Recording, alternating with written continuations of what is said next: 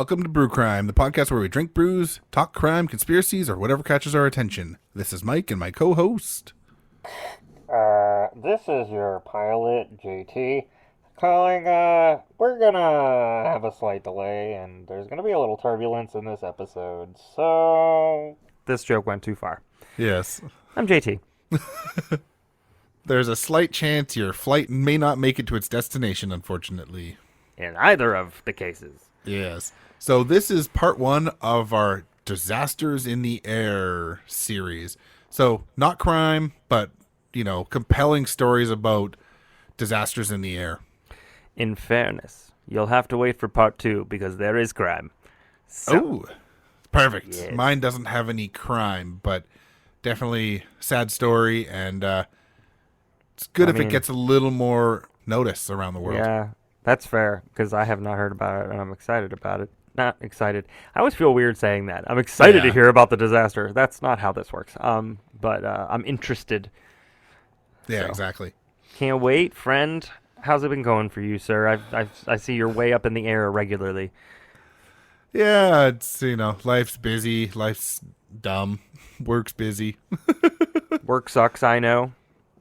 Exactly. I left you roses by the stairs. Yep. Yeah, things keep inflating, but not what you need. All right, Mike. I meant wages. You all. Oh, wow. And I meant whatever everybody else meant. So Yes. Oh, well, sir. my. How about you? Pretty good. Kiddo's first week of school just ended. He did well. He's in first grade. Ooh. Yes, and we are getting up way earlier than before because instead of 7:30, he's being picked up at 7. So I'm up at 5 or 5:15 every morning, and you know exactly how late I stay up because this is when I do the second job. Yes, just like all of us podcasters, it seems. God, it's true. Our nights are long. They are. I was up last night till midnight, or just after midnight, writing one of our upcoming cases. Whoop, whoop. Yes. That's what I was doing, but reading everything. Ah, yes. I was You all finished are the reading. The bottom line is you all are in for quite the next couple of episodes. So Yes. And we got lots in the works. We got plenty in the works. We got guests in the works. We got cool themes coming up in the works. Mike is really trying to get me to get ahead, so... Somehow I got ahead. I just saluted Mike. You all can't see that. Sir, what case are you bringing to us today? All right. Nature's beauty is only overshadowed by its absolute fury. This is the story of Trans-Canada Airline Flight 810. I don't know whether it's the disasters associated with the planes or just the planes, but when you say Flight 810, it just sounds so, foreboding. Yeah, and it's just the flight number, right? Right. Whenever you fly, you've got a flight number. And I wonder if it's because of the tragedies and stuff that have happened, in the past 20 years here, where that's all they talk about as the plane. Yeah. So. Weirdly enough, too, there was a different, more recent Flight 810 disaster that I saw a couple different links on. Oh, my God. There's been a couple. If you're on a Flight 810, yeah. I was watching a documentary. Yeah, I was watching a documentary on one of our future cases, and there was a video of a plane had crashed in a very small town in England. I couldn't tell you exactly where it is. And the constable gets on the TV, on live TV, and goes, I suppose this is something that was going to happen at one time or another. Luckily, it won't impact you very much. And he's standing next to this massive cavernous hole that was dug out of the ground, literally 50 yards from the edge of town. And I was like, I'm pretty sure this is not something that is just going to bug them just a little bit. Yeah, no shit, right? Yeah. Don't minimize, friend. Don't minimize. No. All right. I guess I will quickly say, before I give the beer pairing, one of my main sources for the first time on the show actually was a book. This is Disaster on Mount Slesse, the story of Western Canada's worst air crash by Betty O'Keefe and Ian McDonald. It was a really good short read and really informative. So the beer pairing for this one is from Ravens Brewing Company, because ravens fly. Nice. And also, the beer is called the Flying Dutchman Mosaic IPA. Now, Dutchman is a big, like, pirate ship, obviously. Mm-hmm. I'll show JT the label. Oh, yes, the Flying Dutchman. We'll stick with the flying, and there is a raven on the side of the can. No more, never more, never more. You all are welcome for having that in your ear holes. You know, Ravens Brewing is out in Abbotsford, BC, it's out in the direction of where this disaster happened. Oh, wow. Not quite as close as some other breweries were, but, you know, I found this beer and I thought it kind of worked for the pairing. Cool. And this is definitely a hazy IPA, super murky. It's like orange with that white head, bit of lacing on the glass. Definitely tropical on the nose. Kind of one note on the nose. It's just kind of tropical. But it's got a really nice mild grain base with lots of tropical fruit in there. Like no bitterness, mildly sweet, not overly sweet. Just a really easy drinking 7% alcohol IPA that you would guess was like 5%. So you're telling me there's a chance? No, dude, that sounds fantastic. It sounds like a dessert IPA, which I never think of IPAs as a dessert, but that's just kind of like. I would consider like a milkshake IPA to be more of a dessert beer because it's got lactose, like no sugar that can't get broken down. It was just how you were describing it. It's it's tropical, but it's not sweet. So it's not like Mai Tai tropical. No. It's got tropical notes for sure. Yeah. But yeah, cool. it doesn't go past that. Between November and December 1956 was one of the worst winters on record, and it dug its talons in and caused all kinds of havoc in British Columbia. Let's start this story talking about just how bad the weather was. The storm of that winter brought heavy snow, sleet, rain, and raging winds. There was also persistent fog and thick cloud cover that would not let up for long. A twister. Tell me, you're going to give us the total amount of snow here in a second, are you? There's some notes of the snow. Okay. And the rain. It's because like over here on the East Coast, America, we can't handle snow. Down in here in my state, you get an inch and it's like, you know, I really wanted to make some kind of joke there, but it's just not funny. You know, they don't even drop sand; they just drop like this chemical that sucks in melting snow. Is it red? Dude, no. Okay, because like, a lot of them here, they're actually like, it's some kind of chemical mix, but it also has like beet juice in it. Oh, so it's red. They no, and every year that I've been here since 2013, I've asked my wife, why don't they just get, you know, sand at least? Yeah. And she's like, it doesn't snow enough here. And I'm like, I literally ask you this question like for 10 years in a row that I've lived here. So that tells me you probably could use some fucking sand. Yeah, no shit. All right. Anyways, snow, bad weather. We also have lots of big hills, so it does make it harder because it's often close to freezing. So it's like it'll snow and then rain and then freeze. And then ice. Yeah, that happens here. And then you throw a big steep hill. It's awesome. Yeah. Yeah. All right. December 3rd would see a lifting of clouds for a short time, and this made the organizers of the second annual Shriner Game, or CFL All-Star Game, happy, as it had been a horror show getting the December 8th game set up. Oh, really? In the early days of the CFL, the All-Star Game was sponsored by the Shriners, and the money raised would go back to the Shriners Hospital for Children. You guys have Shriners too, huh? You don't hear about them really anymore, but yeah, it seemed like they were definitely more in the community back then. Everybody's scared of the Illuminati and the Masons. I'm more scared of the Shriners because they can kick you in the shins and then just drive away in their little cars. Yes, and their weird hats. The fezzes. Yeah. Interesting note, the CFO was officially formed in 1958, 2 years after the crash that's going to be talked about. Up until then, there was 2 leagues in Canada, the Interprovincial Rugby Football Union and the Western Interprovincial Football Union. Last interesting note on the CFL Championship Trophy is called the Grey Cup, and while the CFL was born in 1958, the Grey Cup was first awarded in 1909, and the Rugby Union even awarded a different cup before that, starting in 1892. First off, that's super impressive. Second off, how did they... So, when you say rugby... Yeah. You mean the sport of rugby, or do you mean that was just like football? It was... I know that sounds stupid. That sounds like a stupid question, but really I want to understand. All American football grew out of rugby, right? Technically, yeah, I'd say so. I don't know the actual history of football, but that is where football came from. Well, see, you know. And it seemed like it was, obviously in those early days, it was probably a little more rugby than it is what football is today.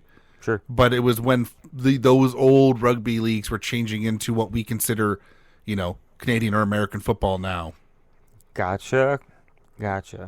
Okay, that makes sense. I guess I never even thought about that. Duh, it's pretty similar. So yeah, it is. Yeah, I mean, there's a lot more pads and a lot more rules, but yeah.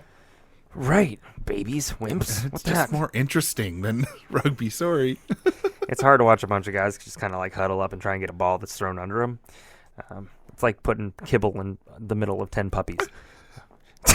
True. Actually, that's more interesting. I like that. Listen, if you play rugby, I'm sorry. Please don't beat me up. You've got really big calves. All of you have massive calves. You could crush my head in them. Okay. And thighs. Yes. All right, back to the weather report. December 4th would see a big slushy snowfall that paralyzed the streets of Vancouver. They were calling for another 40 centimeters of snow overnight to boot. Yes, that is almost 16 inches of snow overnight. Thank you, by the way, because I was about to convert it and into freedom units. And that amount of snow overnight is fucking insane. And we're talking slushy snow, not nice powdery snow. Like, this is muck. This is like heavy, like it will cave your roof in snow. Yes. Yeah. Ugh. The field at Empire Field where the BC Lions played, the then 2-year-old franchise, was covered in tarps to try and make the game possible. This does tie in, believe me. Right. No, I believe you. So what happened was they laid the tarps down, right, to protect the field, and then however many inches showed up on top of the tarp, and they had to move the tarp, and they were like, what the hell were we thinking? Well, it's easier to deal with it on a tarp than it is just on the field. I guess so. Because back then it was grass fields, not, artificial turf too, right? So listen, I'm just a little bitter. Just because, I put a tarp on my trampoline because it was a trampoline tarp, and I realized that in the middle there was no hole, so the water couldn't drain, and so the water just sat there, and then the trampoline started sinking. What I'm saying is that I'm bitter. I'm bitter that they thought about doing something smart. You got to put something up in the middle to hold it up a little higher. Yeah, what I need to do is just drop a couple of holes so it can drain in the middle. Yeah. But, yeah. The weather would finally warm up on December 8th, stopping the expected 8 centimeters or 3 inches of snow that was called for. What it did bring, though, was driving rain Vancouver is known for in the winter. Driving rain. So you're just talking downpour, yeah. Yeah, I hate But that. Of course it started as snow, changed to sleet before turning to terrible rain. This is all with 125 kilometer per hour or 78 mile per hour winds. God. So it was going sideways. Shit Yes. was going sideways, man. I kid you not. So think a Category 1 hurricane without the rotational winds, just driving west-east. Winds, but also sleet and rain, This is a great combination. Virginia would be shut down for about a month. Yeah. If this happened here. The storm was far worse than could ever be predicted, and trees, power poles were toppled, and roofs were torn off of buildings. Jesus. Yes. In Abbotsford, 8.9 centimeters or 3.5 inches of rain fell, and it sounds like it was worse the more west you went towards Vancouver. The slush melting blew manholes off storm drains on the hillsides of North Vancouver. There was so much storm water. This is the one thing I was thinking about this the other day because I was listening to Pete Buttigieg's bio, whatever. You know, the book they put out when they run for president. Yeah, And he was talking about being, obviously, Mayor Pete and having to deal with all the snow. But he said something that I had never thought of before. And it's when snow melts, it has to go somewhere. And just how bad everything was set up for that. And I was like, you're right. I didn't even think about that. That's sewer blown. Like, yep, that's wild. And also, back to what you just said, that's a fuckload of water. Yeah. And there was, I don't think I get into it, but there was talk of like huge like traffic pile up on the highway and like no one was moving for kilometers. It's nice to know it's not just my area. Yeah. Yeah. And then, we're talking about snow and sleet and all that shit. Yeah, it was just a mess. And we're not talking snow tires in the 50s. Yeah, no, I guess not, huh? No change. Now, Vancouver people don't melt in terrible weather. And even before the advent of Gore-Tex, 13,546 people sat outside for the All-Star Game on December 8th, 1956. Gore-Tex? Yes. The waterproof material most, like, jackets are made of, like, if you spend a couple $100. I did not know that, but consider me now having known that. Anyone that lives in a rainy area knows what Gore-Tex is. That's true. It really just sounds like a name generator for a D&D character. Gore-Tex. Yes. Gore-Tex the Small. Like, have you ever heard of, like, Arc'teryx? Nope. Oh, what's another big, like... I paint my nails, Mike. You can cut Lots of that people out. wear That was Arc'teryx. I have no idea what it is. They had sold 17,000 tickets, but some people just could not make it to the game as there was mass flooding with all of the melting snow. The Western All-Stars would win 35-0, with the Eastern guys just having a party out west, basically, even with the shitty weather. Mm-hmm. So December 9th, 1956, would see Western Canada's worst air disaster in history the next day. Oh, God. Like, so it happened the next day, or it happened and then they didn't see it until the next day? No, it happened the next day. The next day. Okay. Like day after the game. Let's take a sidestep and meet a few of the notable people on Flight 810. Let's start with the pilot. Mm-hmm. Jake Clark was the captain of the flight and was only flying that day due to a sick pilot being unable to take his own shift. I hate those kind of stories, Mike. Yeah. Jesus. Jack was born on May 26, 1921 in Montreal. He would get a scholarship to go to Southampton School of Arts in Britain. After school, he would come back to Canada and work for a time at a newspaper. With World War II raging in Europe, at 19 years old, Jack would volunteer for the Royal Canadian Air Force. He would train in Ontario before being shipped to Scotland in July 1941. Good God. I don't like where this is headed. He would fly a few different planes, ending with the Halifax 4-engine heavy bombers. He was an amazing pilot and would make it back to base time and again, even with bullet holes in the plane, and even an engine destroyed mid-flight and made it home on 3 engines. He said, I got this. Hold my beer. Yeah, hold my... This is true. Also, maybe that's why he made it home. He was drinking the whole time. Maybe. Too numb to care. He would survive 47 combat missions and would be released early from the war in 1944, where he would sail back to New York. Okay. He would then move to Vancouver to train RCAF pilots, or Royal Canadian Air Force. Mm-hmm. January 1945 would see his eventual transfer to Trans-Canada Airlines. He started helping train them and then ended up becoming a full-time employee. Okay. He would be transferred to Alberta, then Winnipeg, and become a captain for TCA in 1946. Wow. He would even lead an air cadet squad while in Winnipeg. May 1955 would see Jack and his wife transfer to Vancouver, where he would fly throughout Western Canada. Okay. His wife's name is Vivian, a flight attendant, and he had 2 sons, Jay and Teddy. All right, man, listen. The story of how you met. Tale as old as time. I don't think she was a flight attendant yet when they met. I can't remember actually top of my head. I'm just sorry. I was having a fantasy in my head. Yes, it's a and Disney I let it fantasy. come out my mouth. So So let's just say he was a very competent pilot. Sure. Yeah. Oh, God, for sure. You know?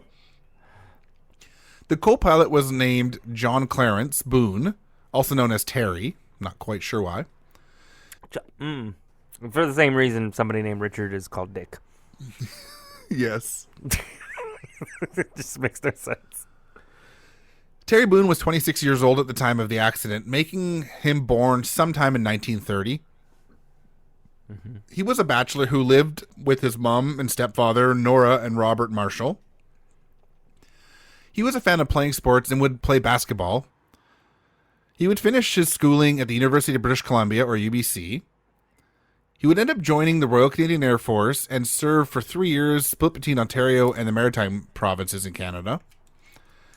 He would be hired on with TransCanada Airlines in July 1953 and become a flying officer. In May 1955, he would get a promotion as he would qualify to fly in the Canadair North Star passenger plane. He had actually just qualified to fly the new Viscount planes that TCA was bringing online, and this was going to be his last flight on the Canadair North Star. That's even worse, Mike. Yeah. The last member of the crew would be the flight attendant, then known as a stewardess, named Dorothy Elizabeth Bjornson. That's B-J-O-R, so Bjornson, I think. Bjornson. She was 24. This would put her birth around 1932, where she grew up in a small farm community of Swan River, Manitoba, with her 6 brothers. That sounds awful. Yeah, that sounds pretty rough. But it sounds like she probably could hold her own. Yeah, well, yeah. Good considering Farm girl? Hell yeah. You're a flight attendant in that day. Yeah. She joined TCA in July that year after finishing her nursing studies. At the time, it was mandatory that all cabin staff have nursing degrees. Oh, wow. Yeah. Just like the pilot, Jack, Dorothy was a stand-in for the flight as her coworker was sick. Yeah. Yeah. The moral of the story is don't do nice shit for people. Yeah, no shit, right? Just be an asshole. Yes. All right. Here is a few passengers of note. Mm-hmm. 5 of the passengers were headed home from playing in the All-Star game the day before. Oh, shit. From the Saskatchewan Roughriders were Melvin Beckett from Chicago, Illinois, born in 1929. Mario DeMarco from Boonton, New Jersey, born in 1924. Gordon Sturtridge from Winnipeg, Manitoba, born in 1929. And Ray Ciernick from Saskatoon, Saskatchewan, born 1934. The last player was Cal Jones, who played for Winnipeg Blue Bombers and was from Steubenville, Ohio. Oh, shut the front door, sir. Steubenville, Ohio, a good chunk of my family lived in for a while. Oh, no way. In fact, probably around that time. So, yeah, that's fun, huh? Look at that. Yeah. Interestingly, in 2012, TSN did a series of documentaries about the CFL, and they did one on this plane crash and how Cal Jones' grandson, then playing for Calgary Stampeders, wanted to learn more about his grandfather as he had a terrible relationship with his father. Oh, wow. Yeah. And it was kind of interesting because they did lots of interviews and then they went up to the crash site and everything, in 2012. Wow. And actually, I was reading an interview about it, and supposedly the weather was so bad the year of this documentary, and it had to match up with bye weeks so that the player had time to come to BC to do this hike up into the place. They almost didn't get the footage because the week of the bye week was bad weather. But it cleared up just enough to get it done. There's something that tells me that this is a conspiracy to take out American football players by Canada. Well, and back in this day, like the CFL and NFL had similar wages, I think, too. Yeah, before sports went crazy and Canadian sports couldn't keep up. What you mean to say is that Canadian sports are better. Well, I mean, hey, the people playing in the CFL love the sport more because the minimum wage in CFL is like $60,000. Well, I don't know that's if not guaranteed either. That's football. Okay. Yeah, very true. All right, continue. And, one injury in first week and you're done. We have seen this. Yep. So here's a breakdown of where the passengers came from Flight 810. From Canada, there were 44 passengers, followed by 9 from the U.S., 4 from Hong Kong and 2 from Japan. Oh, wow. That totals 3 crew and 59 passengers. And this was a fairly large plane at the time. The Canadair North Star was a 4-engine workhorse built by Canadair of Canada and Douglas Aircraft Company in the States.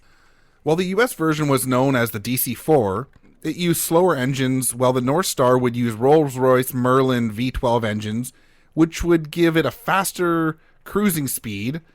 With the trade-off, it was quite a bit noisier. Yeah. Yeah. But it went quite a bit faster. Yeah.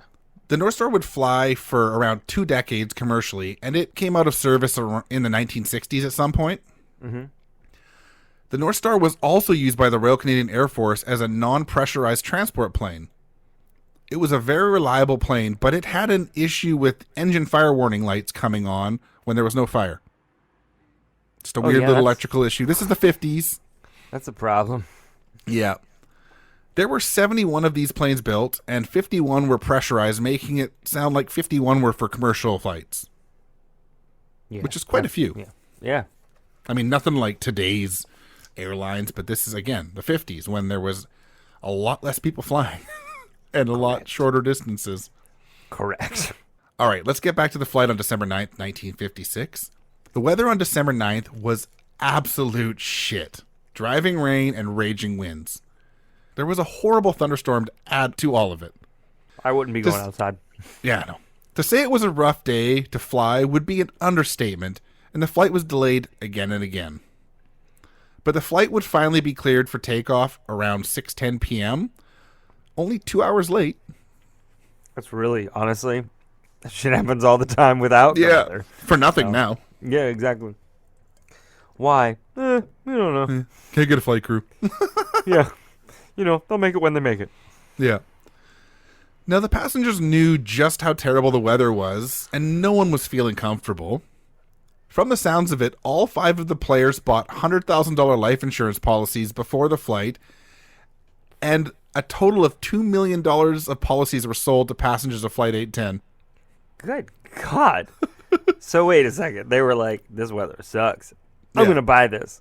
Yeah. I mean, you know what, though? That's an honest-to-God good idea. So. Yeah. But it goes to show how much flight has changed, as I have never heard of a life insurance booth at an airport today. That's very true. You know, they weren't exactly on the internet or their phones. No, yeah. And the funny part is they probably, it's also not impossible to get life insurance then either. It's I want this policy. Cool, there it is. Yep. Now, you got to sell, your left nut. Yeah, exactly. I mean, back then you could buy it for someone else and not let them know. and then take them out and collect. Yeah. The plane would be fueled with a bunch of extra fuel, as the pilots agreed it would be a good idea for the horrible conditions to be able to go a little further or push a little harder. Yeah. The flight was loaded up with 27 bags of mail, 1,000 pounds of freight, 500 pounds of fresh flowers, and all of the passengers' luggage. Who needs flowers that bad? I don't know why you started sounding like a prospector, but... I don't know much about the 50s and greenhouses, but maybe there was a bunch of flowers being grown in greenhouses to be shipped across Canada in the winter. I mean, somebody just had a really big hankering for a field of daisies. Yeah. Jack Clark had a nickname of Granny Clark, as he was a stickler for following all of the pre-flight checks and was known to be an exhaustive and downright irritating person. But that was what I want in my pilot, right? You know, you want them to be a stickler for all that shit. Yeah. Absolutely. Yes, please. I'd hate for somebody's like, this is flight whatever you're on, check your phone, and we're going to... Wait, Bill, where are we going to? We got to turn this shit around. We're going streaking! Yeah, we're going streaking. All of a sudden, the door busts open, and they start running down. Scary part is that they didn't take anything off because they were already naked. It's just weird. Yeah. They would take off on runway 2 and begin their scheduled trip from Vancouver to stops in Calgary, Regina, Winnipeg, and Toronto, because the milk run was a thing back then, right? Mm-hmm. Leaving Vancouver International Airport, the weather was bad, but there was not yet too much turbulence. Not yet. Now, at this time, the only way to communicate with aircraft was through radio relay stations located all over the place, and they were not using radar commercially yet. Holy shit. Yes. So it was just military. Yep, exactly. Yep. That comes into this a bit. This was also before the advent of autopilot in planes. All I can think of is in the airplane with the blow-up guy, the blow-up doll that's Yeah. the autopilot. Yeah. They would continue the flight and work to 10,000 feet, about 10 miles north of the U.S. border, in an eastern direction towards the Fraser Valley. Because we're just off of the Washington border here. Mm-hmm. By 6:28 p.m., they had made that 10,000 feet. The flight would now be cleared to fly onto Calgary as they passed over Abbotsford on a route that would fly over Cultus Lake and then the Coast Mountains. You can now remove your seatbelts, but I'd fucking suggest you don't. They weren't saying that yet because the weather was shite. Yeah. They were climbing to 15,000 feet as they arrived over Cultus Lake. This would leave them 1.6 kilometers or 1 mile above the peaks of the coastal range. Okay. The flight was noted to be running at 240 miles per hour or 386 kilometers per hour. Flight 810 would get a radio message that at 16,000 feet, light to moderate turbulence was to be expected and a light icing was being experienced. Light. Icing is a scary thing for pilots to experience because enough ice can bring your plane down. Mm-hmm. Like, terrifying. Nowadays, they spray de-icing chemicals in the winter just so that doesn't happen. Mm-hmm. I've seen it happen. Yep. With the thunderstorm raging all around them, the radio signal was full of static and not as easy to communicate with the repeaters. God. Yep. Jack Clark was able to radio a few other pilots flying in the area, and he was told that the skies were clear above 20,000 feet. Jack would get clearance to head higher to 21,000 feet and try to get out of the terrible weather. At 6:48 p.m., they were at 19,000 feet and experiencing extreme turbulence, but at their current pace, they should expect to exit the clouds in 4 minutes. Mm-hmm. At 6:52, the fate of the plane would be set, but they would not know it yet. The engine on the left side, closest to the passenger cabin, was giving off a fire indicator on their flight instruments. It said, this is what it sounded like. It's hot! Mm-hmm. It was very annoying as a fire monitor. Or it just was a flashing siren. red light. Yeah, probably. It just kind of went. So the flight would now be somewhere over Easy Manning Provincial Park, 56 kilometers or 35 miles southeast of the town of Hope, and a place I love to hike, actually. Please don't burn down. There's 2 fires in the park right now. Oh, God. Yeah. Please. Let's One of put them it out, because of please. Washington State and lightning. Damn it. No comment. Yeah. I don't own it. Yeah. The flight crew would radio their problem back to Vancouver, and they would shut the engine down out of an abundance of caution, even though there was no sign of fire. They would make the decision that it was best to turn back to Vancouver and not continue on to Calgary, as if the weather was bad and they could not land there, it would be a long way on to the next suitable airport. So, this must have happened pretty quickly, because it sounded like, we've kind of already gone far enough, except to turn around, but okay. Well, I mean, we're, drive-wise from where I live to Manning Park is about 3.5 hours. Oh, God, this was a puddle jumper, huh? So it's it probably didn't take that much time to get there, really. God, no. Like an hour. Yeah, right? Exactly. Yeah, this is Or less. all like less than an hour's time. Yeah. That's what I call a puddle jumper. Yeah. So the storm was also getting far worse, with crazy updrafts and downdrafts hammering the plane. They would turn the plane south at 6:53 p.m. There you go. Took off at like 6, right? Okay. And at the same time, radio contact was getting far worse. Also, a plane would triangulate their position in the sky using the radio towers, and with the electrical storm raging, it was almost impossible to get a reading from the Hope Tower. And without 3 points, you can't get a proper triangulation, right? This is just a cluster of just bad things. Yep. The captain would spend time calmly explaining to the tower that they were losing altitude due to the engine loss, and they were looking for clearance to drop to a lower elevation soon. And very soon. The flight would be told at 6:57 p.m. that it could drop to 14,000 feet once it hit the Hope radio station. The people on the radio were asked for an estimation of how long it would take to get to Hope, and they said about 5 minutes. They would be asked if they could maintain 14,000 feet and would come back with an answer of yes. Can you imagine just the answer, like in reality, just being like, "Are you here? Did you cut off the engine?" Yeah, no shit, right? That communication was at 7:03 p.m. And at 7:07 p.m., the flight control would call back, a bit concerned to see if they had made it to Hope yet. Oh, God. The co-pilot, John Boone, would report back with one word: negative. Jesus. They were fighting a monster headwind that was slowing them down to a big degree. NORAD, or North American Air Defense, had a station in Birch Bay, Washington, and would notice that a flight was way out of its flight path, something that was noticed because all flights anywhere near there would be reported to NORAD. So it doesn't matter if it was BC, Washington, Oregon, anything that was near a NORAD station would be reported as soon as the flight path was scheduled. These days, we would have just shot it. Yeah, probably. Well, this was in Canada, though, so they wouldn't have shot it. Even though NORAD's a Canadian-U.S. Combination thing. I'm with you now.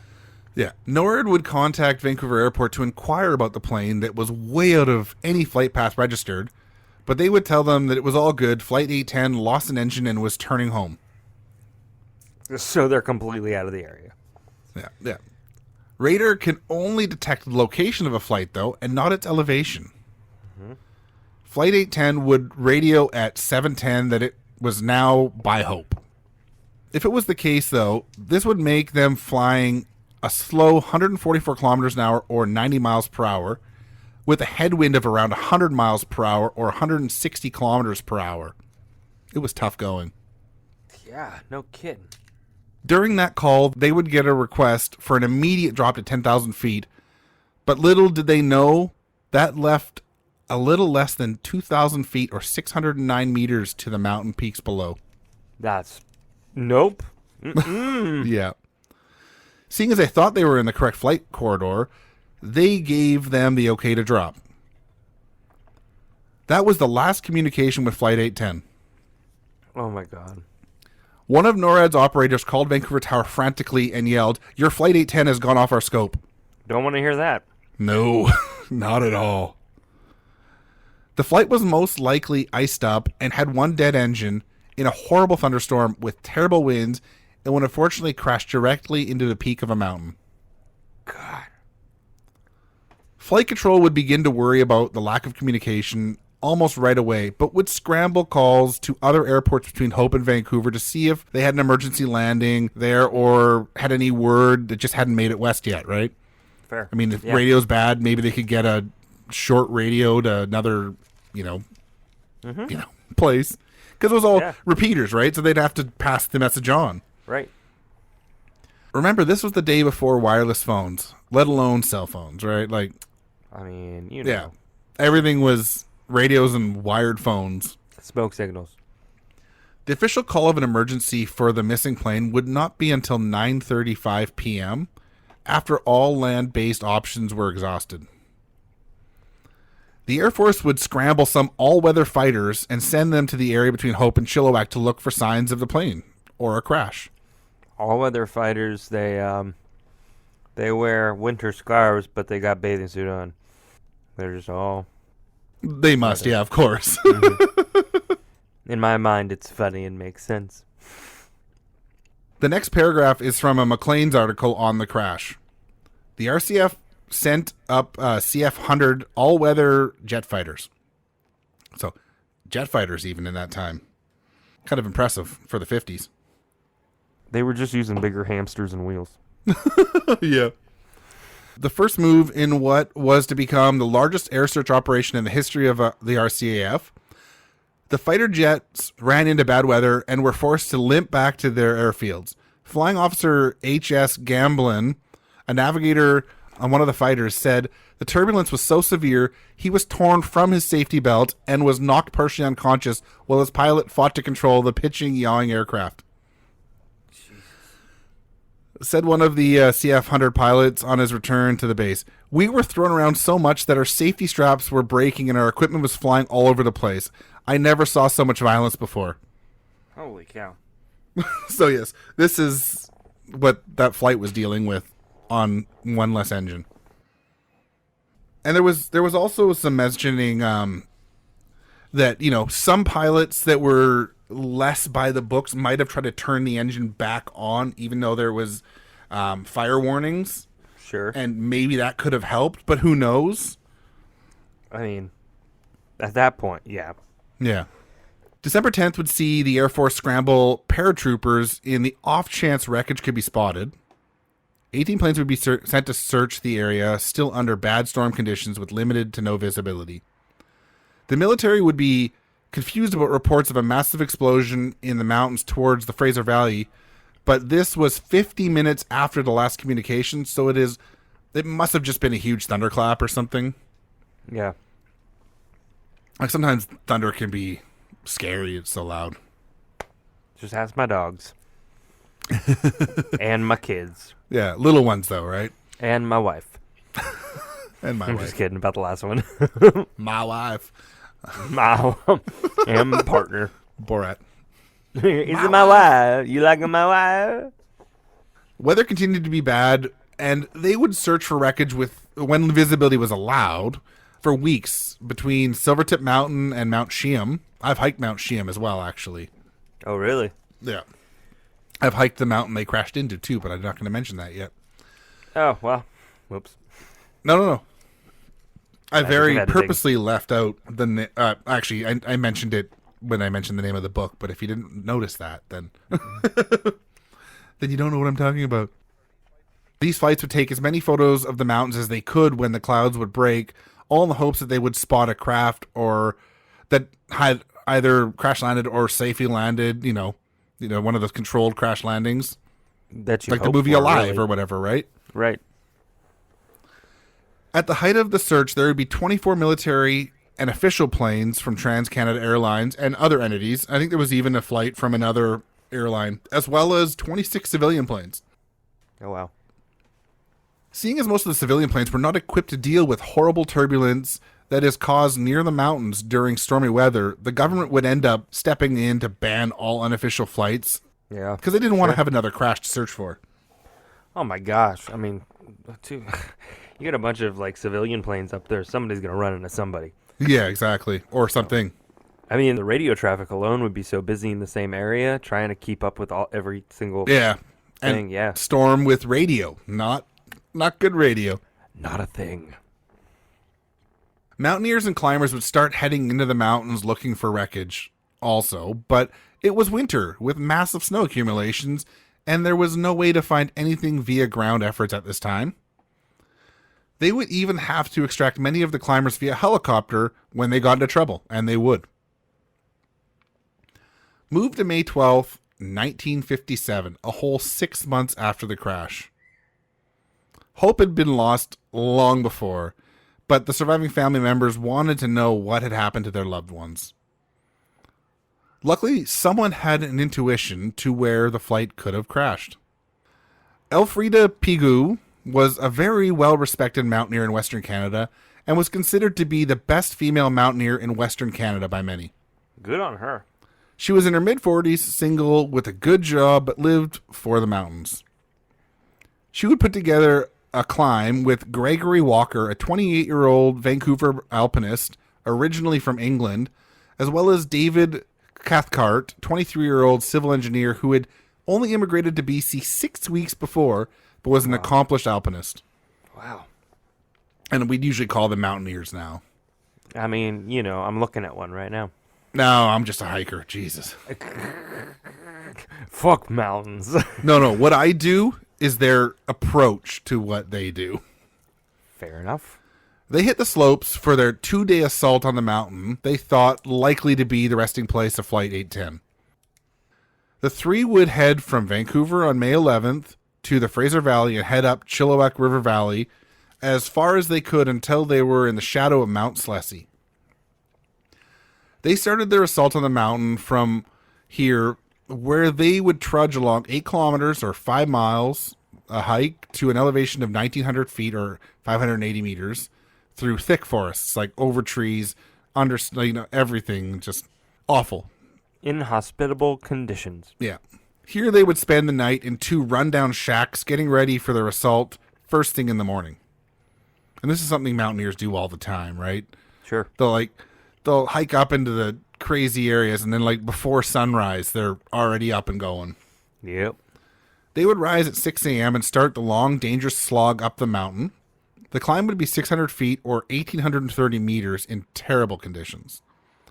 Things would go from thick forests, slippery footing, and slush to hard-packed snow as they rose. Visibility was absolute shit, and they would get a little lost on the slope. And they knew they had a ticking clock, as they had to get back down to the cabins by nightfall. Couldn't get stuck up on that slope, right? No. Elfrida Pigue would take the best wrong turn for this story due to the weather. She decided to head down a gully to mitigate some risk, because, it was dangerous. Right. Dave Cathcart would tell them that to just go ahead, as he was not feeling well, so he planted his butt where he was. Jeffrey Walker and her would both continue and see a piece of paper fluttering by. It'd be a piece of a navigation map, and it was from TCA. Oh my gosh. Sometime after 1 p.m., the two would spot a piece of shiny metal and go investigate it. It was a 2-foot-long piece of twisted and riveted metal. This made the two the first 2 people to know what happened to Flight A10. As they stood looking at the metal, the clouds broke and the sharp peak of Slesse was visible. She is quoted as saying, "It looked as if the aircraft had been flying a few feet higher, it would have made it." Oh, God. Mount Slesse sits at 2,439 meters or 8,000 feet tall and drops 1,950 meters or 6,398 feet in only 3 kilometers or 2 miles down to Slesse Creek. Holy crap. Yeah, so it's a sheer peak, and this is what made it so dangerous. Right. They would find more small pieces of wreckage that showed evidence of a huge explosion. There also was no sign of fire. They would decide to take one piece of the metal down with them, as it had markings that could likely help identify it. Mm-hmm. The 3 of them would descend all the way down to their cars and rush back to Vancouver, where they would head to sleep, as it was 2 a.m. by this time, and they started climbing at 6 a.m. Jeez. That's a day. Yeah. Elfrida would contact a friend and fellow alpinist, Patty Sherman. He worked for the Vancouver Sun newspaper, and she found him there. The Vancouver Sun would get the scoop over the rival Province newspaper, but the authorities would be informed, and they would start the work to try and recover the wreckage and the bodies. Man. The authorities would have skilled climbers on the mountain ASAP combing the mountain for debris.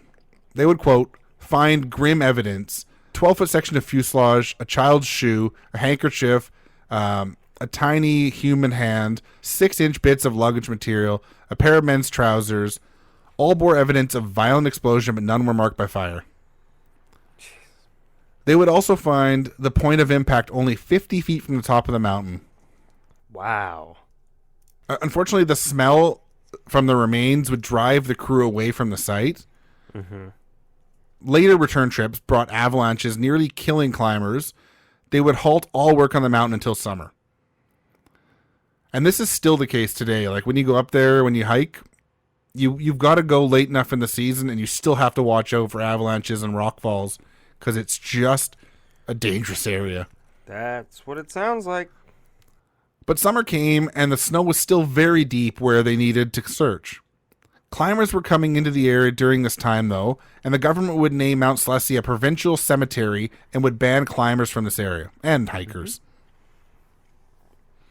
After many tries, it was decided it was far too dangerous to try and remove any of the remains, and they would be found and were buried in place in cairns or big piles of rocks. And it sounds like those cairns have since disappeared just through the movement of snow and ice. Mm-hmm. The next year, TCA would erect a monument on a logging road near the base of Mount Slesse with almost 400 mourners in attendance, including family from as far away as China. Wow. The ban on entering the area would lapse over time, with the government bodies not even realizing it. Mm-hmm. There would be a fight to permanently protect the spot, and it would finally happen in 1990. It is now known as Mount Slesse Commemorative Site, and it is illegal under the BC Heritage Conservation Act to remove anything from the slopes. It is now legal to hike and mountaineer there, though. I have personally hiked to the Propeller Cairn, a 13.7 kilometer or 8.5 mile hike with just over 1,000 meters or 3,280 feet of elevation gain. It is both beautiful, awe-inspiring, as well as very somber. To this day, there are still bits of pieces of wreckage scattered in the debris field, brought down and crushed by every year's snowfall. There will be photos on the website that are from my hike to Mount Slesse. Also of note, this mountain continues to claim lives. I am writing this on Monday, September 5th, 2022, and on the Friday before, a climber fell to their death, and they were found as their locator beacon had reported a fall to search and rescue. This mountain is not to be trifled with, as it is proven time and again.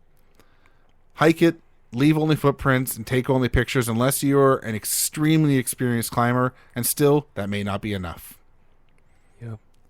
And that is my story on the worst air disaster in Western Canadian history. That's pretty bad. Yeah. Yeah. I mean, just to think, like, everything that could go wrong went wrong before the flight even took off. I mean, awful weather, awful everything. Yeah, it's just, it's amazing. I've flown on many planes. Same here. I can't say that I've ever flown through that. And I mean, I love to fly. I'm really good at sleeping on planes. I used to be crap at that, and then I got older. I loved it. Like, when I used to fly for work, I would fly from here to Alberta. You know, it's not a super long flight, but I would fall asleep before we took off, and I'd wake up to landing. Mm-hmm. Mm-hmm. And it was wonderful. And I also, like, you know, when me and my wife went to China, which was a really cool trip, I slept almost the entire flight from Vancouver to China. My wife didn't, but I did. Right? Yeah, but you did, and that's what counts. And I didn't have any issues with the time change. Yes, that is a really good tip. If you're going to go in a different time zone completely, and by that I mean over the daylight savings, daylight, whatever time zone, just, Yeah, sleep. Yeah, sleep lots. Sleep ka-chung. Yes. All right, well, we better close this out, so thanks for tuning into Brew Crime. You can find us on all social media platforms at Brew Crime. We have a Facebook group at Brew Crime Group. If you'd like to support us, head to patreon.com/brewcrime now. Money goes to upgrading equipment and making the show that much better. You get one bonus episode a month, as well as early ad-free access to our episodes and our brewery episodes with Paige from Reverie True Crime. So shout out to our Patreon supporters. True Crime Nana, 3 Beers In Podcast, Amber, The Faves of Our Lives, and our latest Patreon supporter, James. Thank you so much for supporting us, and hopefully you enjoyed this episode, and the episode coming up soon. Yes, thank you, James. Appreciate you. It's a good name. I like it. It's a good, strong name. It's a good, strong name, that, James. So we appreciate it, and, we look forward to interacting with you. Yes, we do. So see you next time. Bye. Bye. All cases in Brew Crime are written by Mike and JT or a writer we credit on the episode, and sources are put into our show notes for each episode. We always want to give credit to the people that research the cases we talk about. Check out our store at tpublic.com/stores/brew-crime-podcast, where you can purchase gear like t-shirts, phone cases, stickers, pillows, and all kinds of other cool stuff. Brew Crime's intro was created by Mike using Creative Commons Attribution licensed audio from purple-planet.com, soundbible.com, and freesoundeffects.com. Logo designed by Ben Greenberg. Thanks for listening to this episode of Brew Crime Podcast. I should see if they can come on the show. Well, that's just my quite a while ago. Yeah. maybe. And we're also recording now, so. That's fair. When when you said my main, this is the first time my main source is, I was like, he's gonna say Wikipedia. He's gonna say Wikipedia. Nope. A book. I actually read a book for this one. Read a book. Read a book. The field at Empire Field, where the BC Lions played, the second year. Fuck Toad. Oh, where did I just lost it here? Sorry. Just like the pilot Jack Dorothy, Jack Dorothy was a stand-in for flight. Oh, Jack, what the hell? Oh, there we go. Is there a comma there? The comma missing.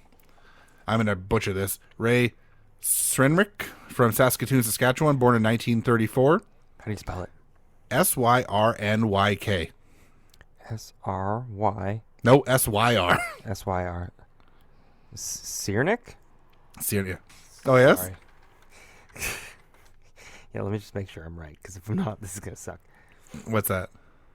No, that's... Interestingly, the Canada North... He's going for another one. He's pouring it. He's pouring. I hear it. It's bubbling. I don't hear it. He muted it. Oh, damn. Yeah, I did. Excuse me. That's IPA for you. Yeah. On one of the flight... The